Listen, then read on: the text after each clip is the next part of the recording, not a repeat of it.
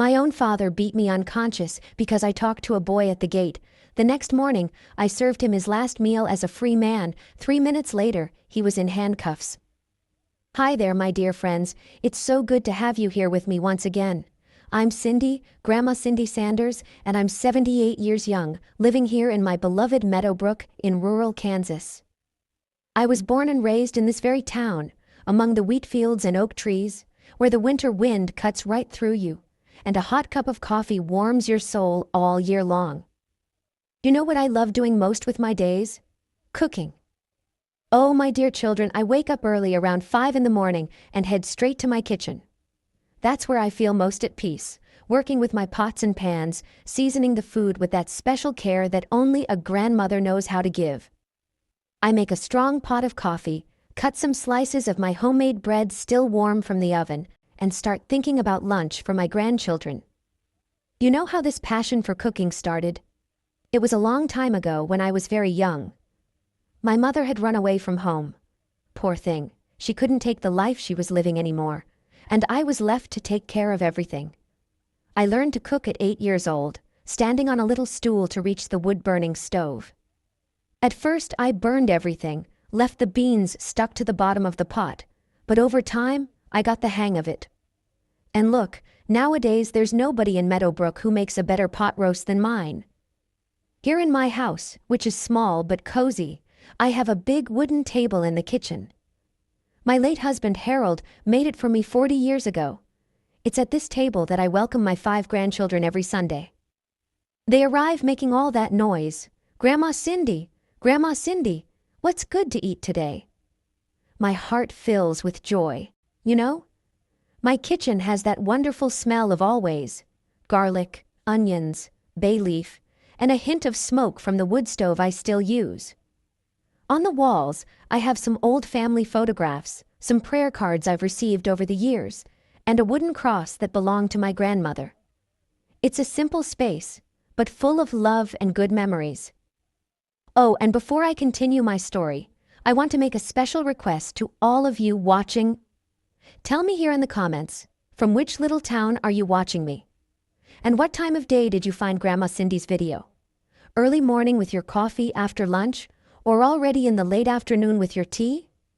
I always read all the comments and get emotional knowing where you're from, and when you take a little time out of your day to listen to the stories of this country girl. Tell me, okay? Let's create a conversation circle like we used to do in the old days in rural America. And don't forget to leave a like for Grandma and subscribe to Grandparents' Tales so you don't miss any of my stories. Hit that notification bell too, because I always have something new to share with you. Today I want to tell you a very special story, a story that marks my life to this day. It's about the day I served the last meal to a person who should have protected me, but who was my greatest tormentor. A story about how, sometimes, you need to be smarter than evil, and how a simple meal can be the beginning of your freedom. It's a memory that still moves me today, but also fills me with pride. Because it was on that day that I learned that you can be small in size, young in age, but big in courage when the situation demands it. And it was in my kitchen, in this same kitchen, where today I prepare lunch for my grandchildren with so much love, that it all began. My dear friends, for you to fully understand how everything happened, I need to go back to the beginning, when I was just a little girl running through the streets of Meadowbrook. I was born in 1947, at a time when the town was still very small, surrounded by farms and fields that stretched as far as the eye could see. The winter here was always harsh, with that frost that burned your bare feet and the north wind that cut through your soul. My father's name was Oscar Sanders. He was a man that everyone in town respected. He owned a general store right in the center of town, on Main Street, where he sold everything: sugar, salt, kerosene, fabrics, tools for the farm workers. He was one of the best-known merchants in Meadowbrook at that time. When people talk about him even today, because there are still folks who remember, they always say, "Oh, Oscar was a hard-working man, always in good spirits at the store." If only they knew. Our house was behind the store, a wooden construction with a tin roof that made a tremendous noise when it rained. It had 3 rooms. The kitchen, where the wood stove was always lit, my father's bedroom, and a small room that was mine. Between the house and the store was a dirt yard where my mother, Linda, kept some chickens and grew a little garden with lettuce, radishes, and green onions. My mother, poor thing, was a very quiet woman, always with her head down, as if she carried the weight of the world on her shoulders. She had long black hair that she pulled back in a tight bun and always wore those dark plain dresses. I remember her humming softly when she thought no one was listening, a sad song that said, "Oh, how I miss the dawn of my life." Now at my age, I understand that she sang with a heart full of pain. In the mornings, I would wake to the sound of the first customers knocking on the store door. My father opened early, always in a good mood, greeting everyone. "Good morning, Mr. Wilson. How's the family?" "Mrs. Peterson, what a pleasure to see you here." It was as if he were a completely different person from the man who closed the doors and came inside the house. During the day, while he worked in the store, I played in the yard with the corn husk dolls my mother made for me. We didn't have money for store-bought dolls, so she would take corn husks, tie them with string, and make little faces with charcoal. I made up stories, built little houses with stones, played make-believe with the chickens.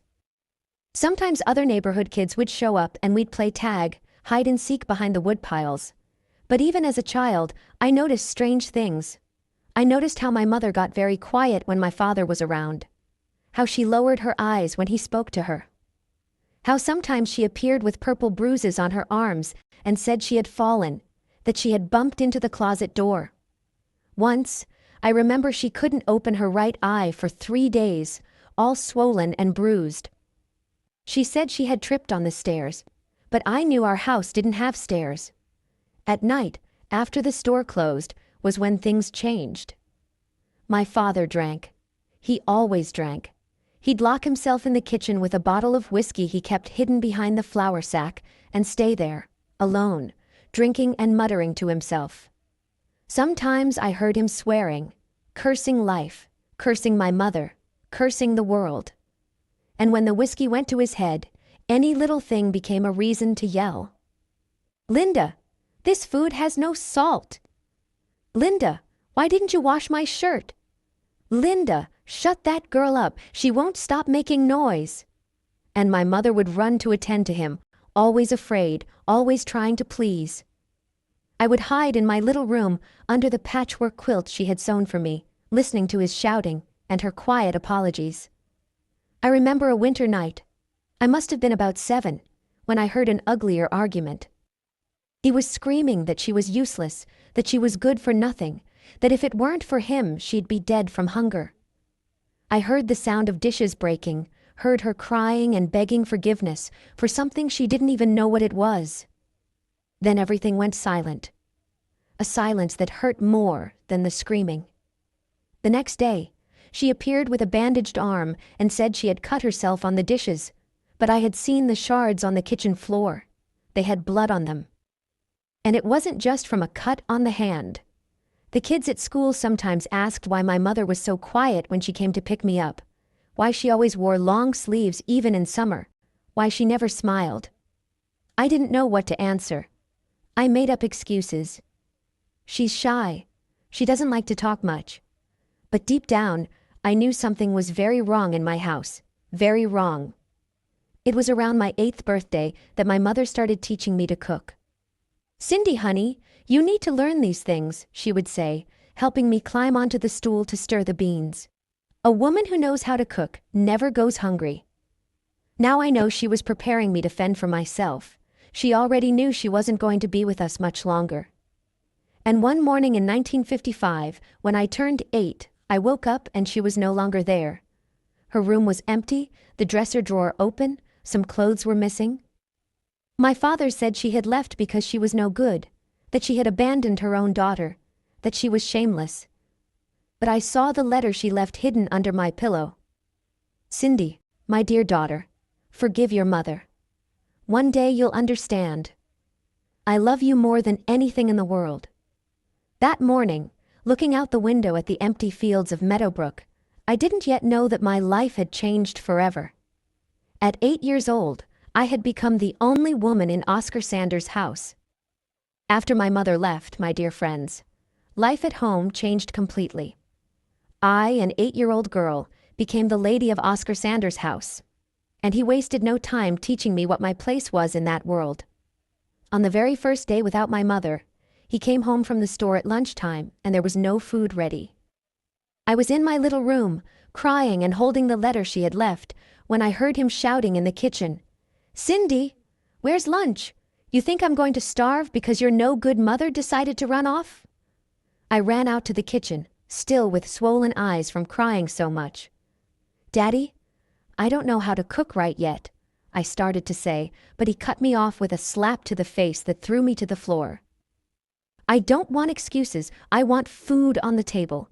And starting today, you're going to learn that in this house I'm in charge, and you're going to obey me without question." He pointed his finger at me as I lay on the floor holding my hurting face. "Your mother spoiled you too much, but that's over. Now you're going to be a real woman." That's how my training began, as he called it. Every day after he closed the store, he would come home and inspect everything I had done. The house had to be tidy, the clothes washed and ironed, dinner ready. And woe to me if anything wasn't the way he wanted it. I remember an afternoon in 1956, I was 9 years old and had burned the rice. A smell of burning took over the kitchen, and when he arrived, he sniffed the air like an angry dog. "What's that smell?" he asked, with that low, dangerous voice that I had learned to fear. "Daddy, the rice stuck a little, but I'll make more." I tried to explain, but he was already taking his belt off. "Come here," he said, sitting in a chair and pulling me by the arm. "You need to learn that wasting food is a sin, and sin must be paid for." The belt lashes hurt so much I screamed and cried, but he didn't stop. "Stop crying, men don't cry, and you're going to learn to be strong." Over the years the rules got stricter. I couldn't leave the house without permission. I couldn't talk to anyone on the street. If any neighbor tried to chat with me at the gate, I had to go inside immediately. "Women who stand on the street talking to just anyone are loose women," he would say, "and my daughter is not going to be a loose woman." When I turned 12, in 1959, things got even worse. My body was changing, and he started watching me in a way that made me afraid. He started making comments about my clothes, about how I was growing, about how I was getting interesting. I started wearing looser clothes, hiding behind my mother's big aprons that she had left behind. "Cindy, you're becoming a pretty young lady," he said one night after drinking more than usual. He was sitting in the kitchen, with red eyes from the whiskey, looking at me in a way that made me want to disappear. "I need to keep an eye on you. The men in this town are all predators." It was around this time that he started locking the house door from the inside at night. "It's for our protection," he said. But I knew it was to keep me from leaving. During the day, when he was at the store, I could move around the house and the yard, but always with the feeling of being watched. He had a habit of showing up by surprise, pretending he had forgotten something, but actually checking if I was where I should be. At school, I was a quiet girl with no close friends. How could I explain to the other children why I was always in a hurry to leave? Why I could never play at anyone's house or accept invitations to parties? The teachers sometimes asked if everything was okay at home, and I always answered yes, with a forced smile. But there was one thing he couldn't completely control: my dreams. At night, I dreamed of my mother, dreamed that she came back to get me, dreamed that we went away together far from Meadowbrook. I always woke up sad, because reality was very different from my dreams. In 1962, when I was 15, something happened that marked a definitive change in my life. There was a boy in town, Eric, son of Mr. Thompson, who had a hardware shop. He was a polite boy, from a good family, who always greeted me politely when he saw me on the street. There had never been anything between us, not even a proper conversation, just the usual greetings. One Saturday afternoon, I was sweeping the yard when I heard someone calling me from the gate. It was Eric, who was passing by on the street and had stopped to ask if I knew where Mrs. Morrison's house was, who had ordered some hinges from his father. It's there on the corner, that blue house with the white fence, I replied, pointing to the end of the street. He thanked me, and was about to continue on his way when he asked, "Cindy, are you going to the church social next week?" It was an innocent question, from a polite boy to a girl in town. But at that exact moment, my father appeared at the back door of the store. He had heard our entire conversation. "Cindy, get in the house now," he shouted, with that voice that brooked no disobedience. Eric, startled by my father's tone, quickly said goodbye. "Sorry to bother you, Mr. Sanders." "Good afternoon," and walked quickly down the street. I went into the house with my heart racing, knowing this wasn't going to pass without consequences. My father closed the store early that day and came home with a dark, angry face. "Sit down," he said, pointing to the kitchen chair. "We're going to have a serious talk." I sat down, my hands trembling in my lap. He stood in front of me, arms crossed, staring at me as if I were a criminal. "What was that conversation with that boy at the gate?" he asked. "Daddy, he was just asking where Mrs. Morrison's house was. It was nothing." "Nothing?" He gave a bitter laugh. "Cindy, you're 15 years old. You're already a young lady, and young ladies who stand on the street talking to boys are looking for trouble. But Daddy, it was just a question about Mrs. Morrison's house." "Shut up," he shouted, slamming his hand on the table so hard the plates shook. "I don't want to hear excuses. You know very well you can't be talking to any man. I didn't raise you to be trash." That night, for the first time in my life, he locked me in my room. I heard the sound of the key turning in the lock and knew something had changed forever. It wasn't just strictness anymore. It was imprisonment. The next day, Sunday, he didn't let me go to church. "Women who give openings to men don't deserve to step in God's house," he said. I spent the whole day locked up, looking out the small window of my room at the fields of Meadowbrook, feeling like I was becoming a prisoner in my own home. And that's how, my dear friends, at 15 years old, I understood that my life had taken a very dangerous turn. That innocent conversation with Eric at the gate had opened a wound in my father's sick pride. And I knew, deep in my soul, that things were going to get much worse before they got better. My dear friends, what happened after that episode with Eric at the gate was like a storm had descended upon my life.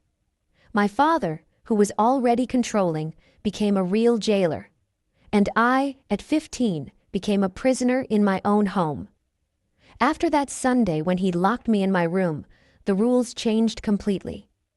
He installed a bolt on the outside of my bedroom door and started locking me in every night after dinner. "It's so you learn not to give openings to just anyone," he said, as if that innocent conversation at the gate had been a mortal sin.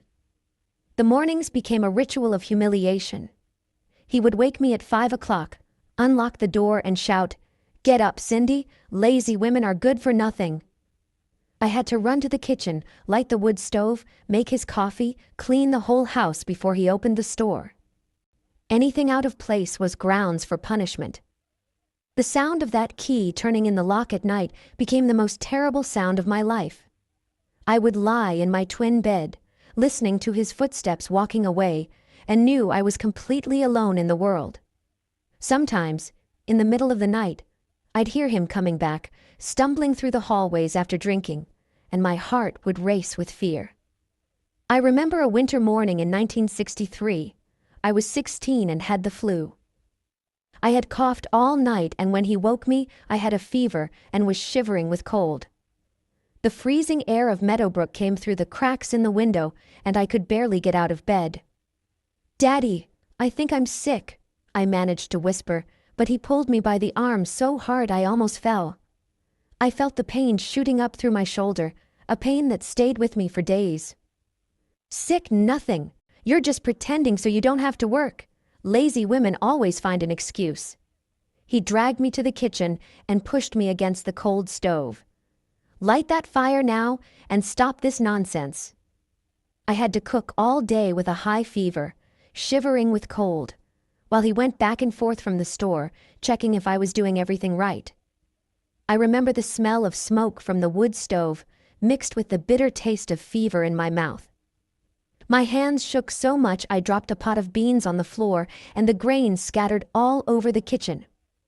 "Look at the mess you made," he shouted when he saw the dirt. "Now you're going to clean it all up on your knees so you learn to be careful." I spent an hour on my knees on the cold floor, picking up bean by bean with trembling hands from the fever, while he stood there, watching me. That night, when he saw I was really sick, he didn't call a doctor or buy medicine. He just said, "Those who obey don't get sick. This is God's punishment for a disobedient daughter." I stayed in bed for a whole week, with him bringing me only water and dry bread, saying that good food was for those who deserved it. I was delirious with fever, calling for my mother, dreaming that she came back to take me away. When I got better, I was thin as a rail and so weak I couldn't even carry the water bucket from the well. But the worst wasn't the hunger or the physical punishments, my dear friends. The worst was the way he looked at me. As I grew up and developed, those eyes of his became different, more disturbing. He started making comments about my body that made me feel ashamed and afraid. "You're looking just like your mother," he would say sometimes when he was drinking. "Same height, same way of walking, but you're not going to be like her. You're not going to abandon me." And he would stare at me in a way that made me want to hide underground. I started wearing even looser clothes, huge aprons that hid my body. I avoided looking in the broken mirror hanging on the kitchen wall. When I passed by it carrying the pots, I turned my face away so I wouldn't see myself. It was as if I wanted to disappear, become invisible. One terrible night in 1963, he came home drunker than usual. He had been drinking in the store after closing, and when he entered the house, he was stumbling and talking to himself. The strong smell of whiskey permeated the entire kitchen. I was finishing washing the dinner dishes, my hands raw from the cold water and lye soap, when I felt him behind me. "Cindy," he said, with that thick voice of someone who drank too much. "You know I'm the only man in your life, right? The only one who can take care of you properly." I felt a shiver down my spine and tried to move away, but he grabbed my arm. His hands were cold and rough, and I smelled the sour alcohol on his breath when he came closer. "Daddy, you've had too much to drink. Better go rest." "Don't tell me what to do," he shouted, squeezing my arm so hard he left purple marks that lasted for weeks. "I'm your father, I own you, and you're going to respect me." That night, for the first time, he crossed a line that should never have been crossed. I won't go into details because these are memories that still hurt my soul. But I can say it was the day my childhood died for good. When he left my room, drunk and satisfied, I lay there in the dark, feeling like a part of me had broken forever. The old straw mattress was wet with my silent tears, and I spent the rest of the night staring at the ceiling, trying to understand how God could allow such a thing to happen. From then on, my life became a silent hell. He started treating me as his property, as if I were an object that belonged only to him.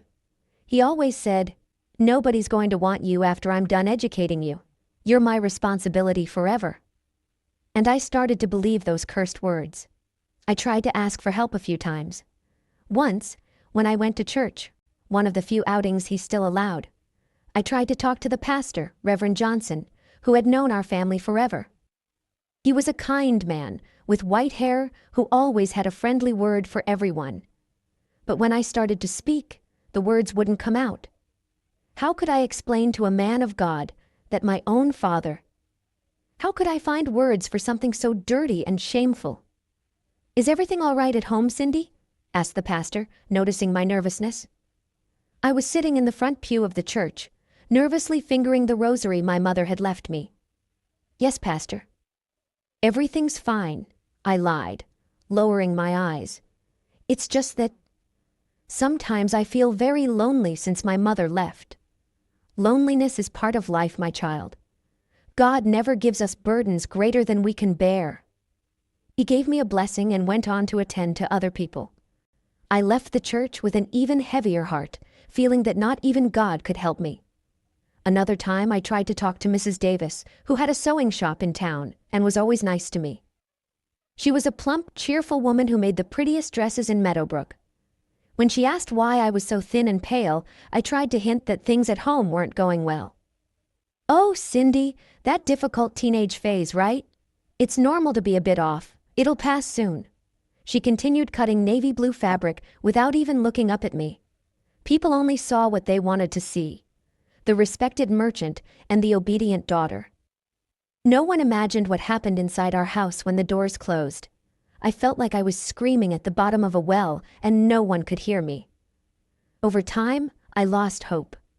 I started living like a ghost, doing chores mechanically, eating little, sleeping poorly, always on alert. I lost so much weight that my clothes hung loose, and he said I was getting interesting, thin like a real woman. In my most desperate moments, I found myself looking at the meat knife in the kitchen and thinking about things a 16-year-old girl should never think about. Sometimes, when he slept drunk, I would stand at his bedroom door, imagining. But I always gave up. He was my father, and no matter how much of a monster he was, I was still afraid of going to hell for doing something evil. During those darkest days, the only thing that kept me alive was the memory of my mother humming that sad song. Oh, how I miss the dawn of my life. I understood now why she sang with so much pain. She had also lived through this hell and had fled to save her own life. That's how I lived for almost 2 years, my dear friends. Like a wounded animal that hides in a burrow and only comes out when there's no other choice. Until that day in 1964 arrived, when I was 17, and something inside me said, "Enough. Either you find a way out of this, or you die here." And it was in this moment of total desperation that I started planning something I didn't even know if I'd have the courage to do. But sometimes, when life pushes you against the wall, you discover a strength you didn't know you had. It was on an afternoon in March 1964, my dear friends, that what I call the last straw happened. I had just turned 17, and it had been almost 2 years living in that silent hell. That afternoon, I was in the yard hanging clothes on the line when a boy passed by on the street and greeted me. It was Theodore, son of Mrs. Mitchell, who lived 3 blocks away. A polite boy, about 2 years older than me, who was returning from work at Mr. Jackson's ranch. He was walking down the dirt road, with dusty clothes from working with cattle, when he saw me in the yard. "Good afternoon, Cindy," he said, tipping his straw hat in a show of politeness he learned at home.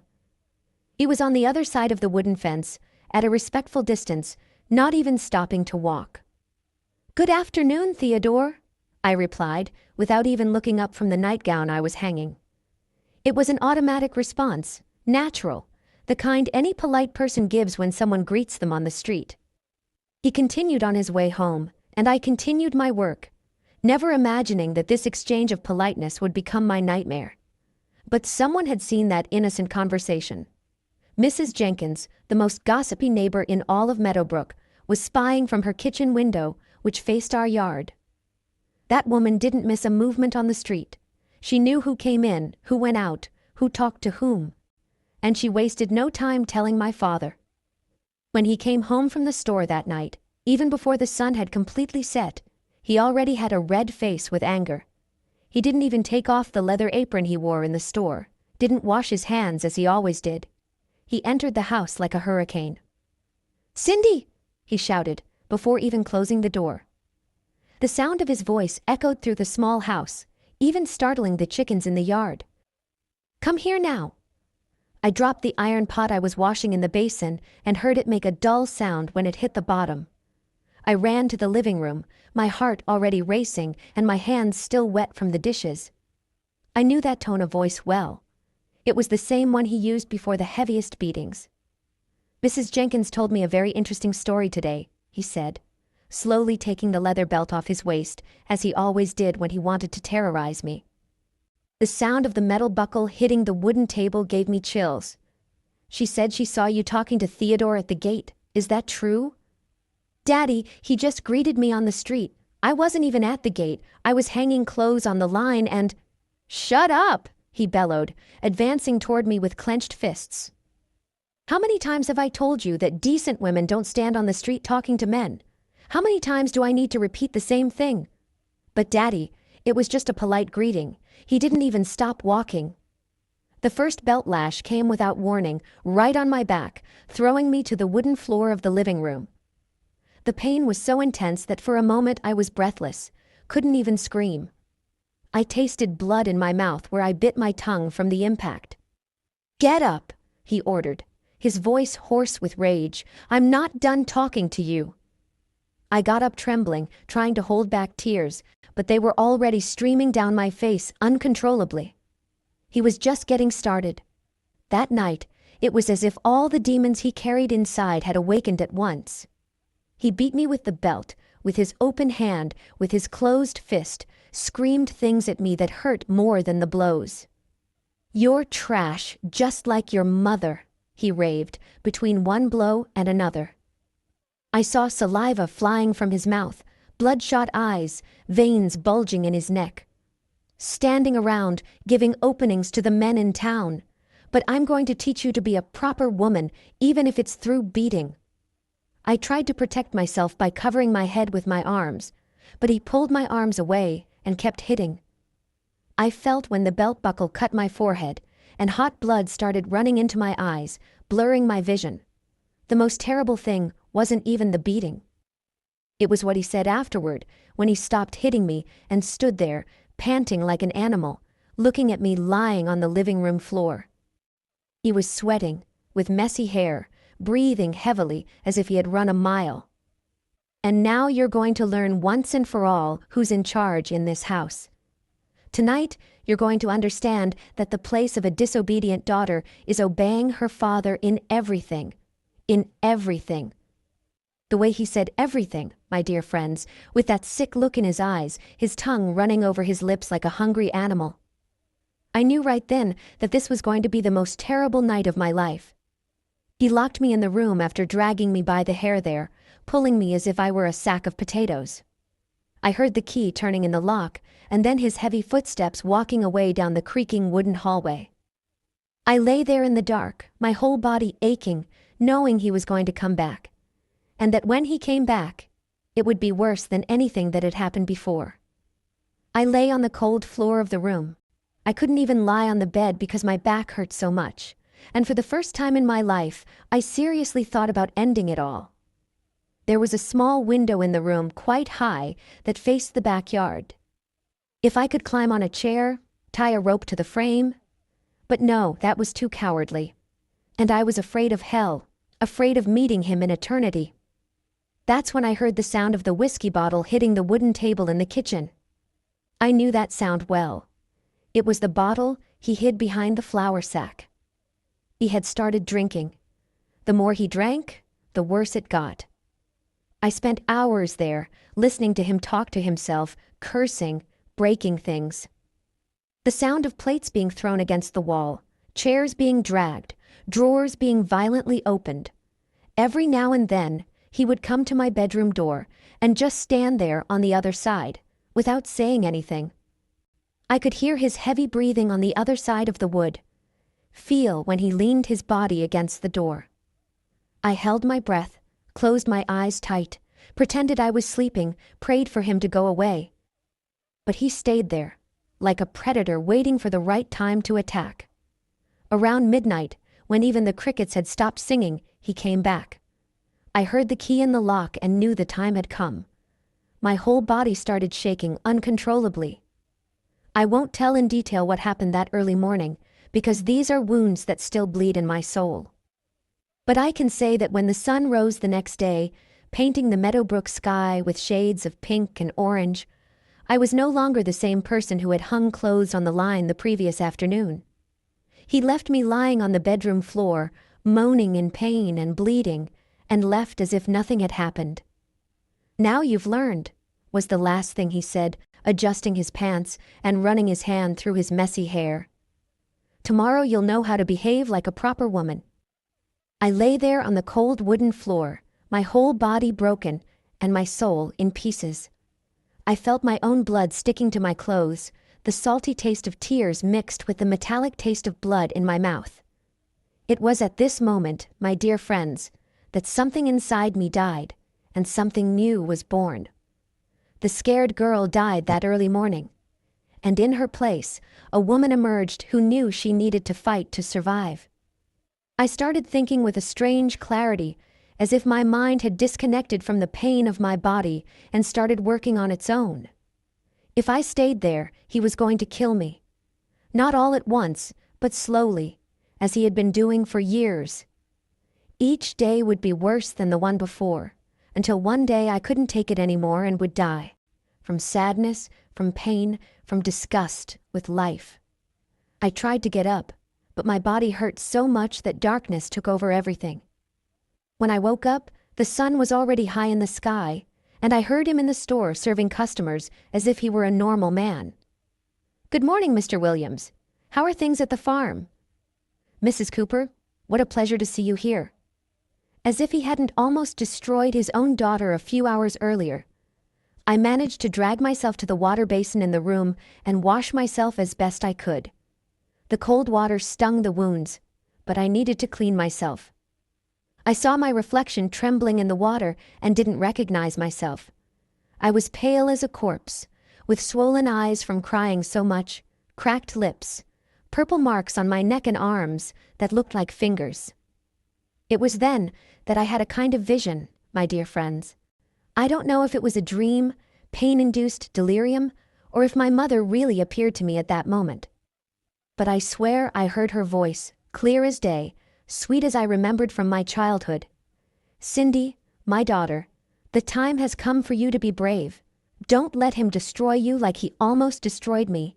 You have strengths you can't even imagine. You're my daughter, and my daughter doesn't give up." I remembered the words she had left in the letter. "One day you'll understand." Now I understood. She hadn't abandoned me. She had tried to save me the only way she knew how, by fleeing before he killed her too. And now it was my turn to save myself. At that moment, still lying on the cold floor of my prison room, I started doing something I had never done in my life. I started planning. Not an escape. I had nowhere to go, didn't have a single penny. But a way to end this, once and for all. I remembered that in the kitchen drawer, there was a piece of paper with the phone number of the Meadowbrook police station written on it. The sheriff was named Walter, a serious and respected man in town, known for not being afraid to confront the powerful when they did wrong. But how? How to explain without him thinking I was making it up? Who would believe that the respected merchant Oscar Sanders, the man the whole town considered hard-working and good, did those monstrosities to his own daughter? That's when the idea came to me. An idea so simple and yet so risky it made me dizzy. If words weren't enough, I would show the proof. I would show the marks on my body. But it had to be in a way that he couldn't deny, couldn't make excuses, couldn't call me a liar in front of the authorities. I started thinking of a plan that involved food, telephone, and a lot of courage. Because I knew that if it went wrong, he would really kill me. But if it worked, it would be the last meal Oscar Sanders would eat as a free man. The next morning, my dear friends, when the first rays of sun came through the small window of my room, I was no longer the same Cindy as yesterday. I woke up on the cold floor, my whole body aching, but with a determination I had never felt before in my life. It was as if all the tears I had cried had washed the fear from my soul. I heard him snoring in his room, still drunk from whiskey, and knew I had a few hours to execute my plan. I got up slowly, each movement an agony, and looked in the small mirror hanging on the wall. My face was swollen, with a cut on my forehead, split lip, and purple bruises on my neck that looked like fingers. Perfect. These were the proofs I needed. I put on a long-sleeved blouse to hide the marks on my arms, and over it I put on a wool coat my mother had left. I needed to look normal to anyone who saw me on the street, but be able to show everything at the right time. I waited for him to wake up and leave to open the store, as he did every day. When I heard the sound of the front door slamming, I ran to the kitchen drawer and grabbed the paper with the police station number. My heart was beating so hard, I thought I was going to faint. But I held on. I couldn't weaken now. I left the house for the first time in months, without asking permission. The March morning was cool, with that typical Meadowbrook wind that brought the smell of fields and cattle. I walked down the dirt roads trying to look normal, but each step hurt. Each movement of my body reminded me of the night before. Arriving downtown, I went straight to Mrs. Porter's house, who was the telephone operator and had one of the few public phones in Meadowbrook. She was a kind woman, about 50 years old, who had always been gentle with me. "Good morning, Mrs. Porter," I greeted, trying to control my voice. "Could you help me make a very important call?" She looked at me strangely, noticing my bruised face, but didn't ask questions. "Of course, dear. Where do you need to call?" "The police station. It's urgent." The number rang twice before someone answered. "Meadowbrook Police Station. Deputy Roberts speaking. Please, I need to speak with Sheriff Walter. It's an emergency," I said, my voice trembling. "One moment." It seemed like an eternity until he answered. "Sheriff Walter speaking." "Who is this?" I took a deep breath and said the words I had rehearsed. "Sheriff, this is Cindy, Oscar Sanders's daughter. I really need your help. Come at lunchtime, exactly noon, to my house. I'm going to serve the proof of the crime on the table." There was silence on the other end of the line. "What do you mean, girl? What crime?" "Sheriff, I can't explain over the phone. But please come. Bring 2 deputies with you. And come at the time I said. Exactly noon. I'm going to prove everything that needs to be proven." "Cindy? Are you serious?" "More serious than anything in my life, Sheriff. Noon sharp. And please, don't tell anyone I called." I hung up the phone with trembling hands. Mrs. Porter looked at me worried, but I thanked her and left quickly. I couldn't give explanations to anyone yet. I went to Mr. Johnson's market and bought the ingredients for my father's favorite dish, pot roast with potatoes. I used the change money he always left in the drawer for emergencies. This is a real emergency, I thought, almost smiling. "Making a special lunch today, Cindy?" asked Mr. Johnson, wrapping the meat. "It's going to be a lunch he'll never forget," I replied, without lying. I went back home carrying the groceries, calculating the time. It was 9:30 in the morning. I had 2.5 hours to prepare everything. The roast needed to cook slowly to be tender, just the way he liked it. I entered the house through the back door and started working. I seasoned the meat with garlic, salt, black pepper, and cumin, the way my mother had taught me. I put it in the iron pot with a little water and let it cook on low heat. The smell started to spread through the house. Around 11, he appeared in the kitchen, attracted by the aroma. His face was swollen from a hangover, his eyes red, but when he smelled the food, he smiled with satisfaction. What's that good smell?" he asked, coming close to me. I instinctively recoiled, but he interpreted it as submission. "It's pot roast with potatoes, Daddy. Your favorite dish," I replied, stirring the pot without looking at him. He stood there, watching me, and then said in a voice that disgusted me, "Looks like you enjoyed yesterday's lesson. You're even more obedient today. It was about time you understood your place in this house." I swallowed my disgust and forced a smile. "Yes, Daddy. You're always right." He gave a little laugh of satisfaction and went back to the store.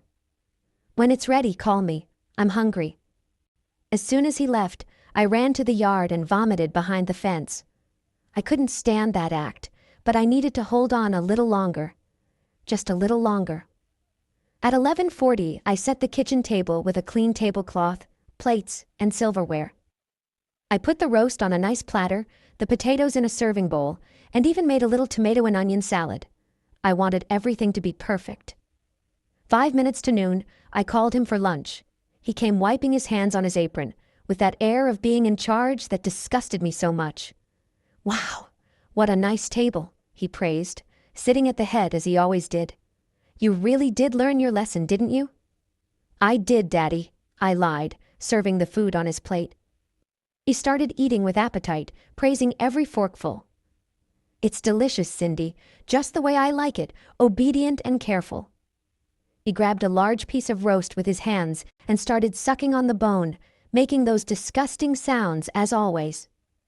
I was standing beside the table, not eating, just watching. My heart was beating so hard I was sure he could hear it. I looked at the wall clock every second. 1 minute past noon. 2 minutes past noon. "Sit here and eat too," he said, his mouth full. "You need to eat well to have energy to serve me properly." 3 minutes past noon. Where were they? That's when I heard it. A sharp knock on the front door, strong, decisive, authoritative. My father stopped chewing and frowned. "Who's that at this hour? I'm eating." "I'll see who it is," I said, getting up and going toward the door with trembling legs. I opened the door, and there they were. Sheriff Walter, a tall, serious man with a graying mustache, and 2 uniformed deputies. It was the moment of truth. "Good afternoon, Cindy," said the sheriff, removing his hat. "We came in response to your call." I heard the chair creaking behind me. My father had stood up, furious. "What's going on? What call? Walter, what are you doing here?" "Oscar, we have a serious complaint to investigate," said the sheriff, entering the house followed by the deputies. "Complaint? What complaint? Who had the nerve to make up lies about me?" My father was red with rage, trying to wipe his greasy hands from the roast on his shirt. That's when I did the bravest thing in my life. Without saying a word, I took off the wool coat I was wearing. Then I took off the blouse, leaving only a thin camisole that showed my chest, my shoulders, my arms. The silence that fell in the room was deafening. My body was covered with purple bruises, cuts, finger marks on my neck, belt buckle marks on my back and arms.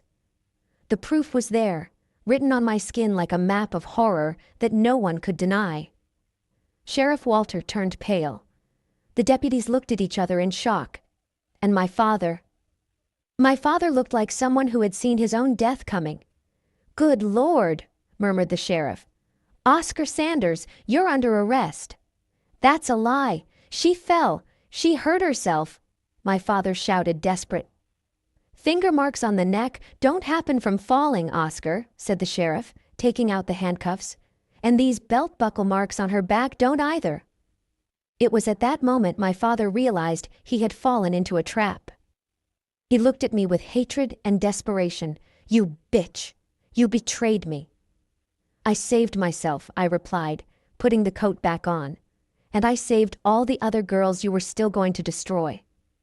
While the deputies handcuffed him and he screamed, kicked, and cursed, I stood there in the living room looking at the lunch that had been left on the table. The roast was getting cold, the fat solidifying on the plate. That really was the last meal Oscar Sanders ate as a free man. And for me, it was the first taste of freedom. And today, my dear friends, at 78 years old, here I am in my beloved Meadowbrook, in the same town where I was born and where I lived through so much suffering, but which was also where I learned to be strong. After my father was arrested that day in March 1964, my life took a completely different turn. Sheriff Walter helped me find a place to live. Mrs. Williams, a widowed lady who had a boarding house near the church, took me in as if I were a daughter. I worked at her boarding house for 3 years, cooking, cleaning rooms, learning to deal with good people who treated me with respect and affection. It was there I met Harold, my late husband, may his soul rest in peace. He was a ranch hand at a nearby farm and stayed at the boarding house when he came to town on weekends. He was a gentleman, of few words, who never raised his voice to me, never laid a hand on me in anger. At first, I was very afraid. Any sudden movement made me tremble, but he had the patience of a saint, won me over slowly, with respect and true affection. We got married in 1967, when I was 20. He built our little house right here in Meadowbrook, on a quiet street, with a little yard where I planted a garden and raised some chickens. We had 3 children, Oliver, Vanessa, and Jacob. Each pregnancy was a blessing, Each child that was born was proof that I had managed to rebuild my life. Harold worked his whole life as a carpenter. He was the one who made this wooden table where I prepare meals to this day with his own calloused and loving hands. "Cindy," he would say, "this table is going to be the heart of our home. Here we're going to raise our children, receive our friends, and when we're old, we're going to receive our grandchildren." And how right he was. My Harold died 10 years ago from a heart problem, but left a united family and this house full of love.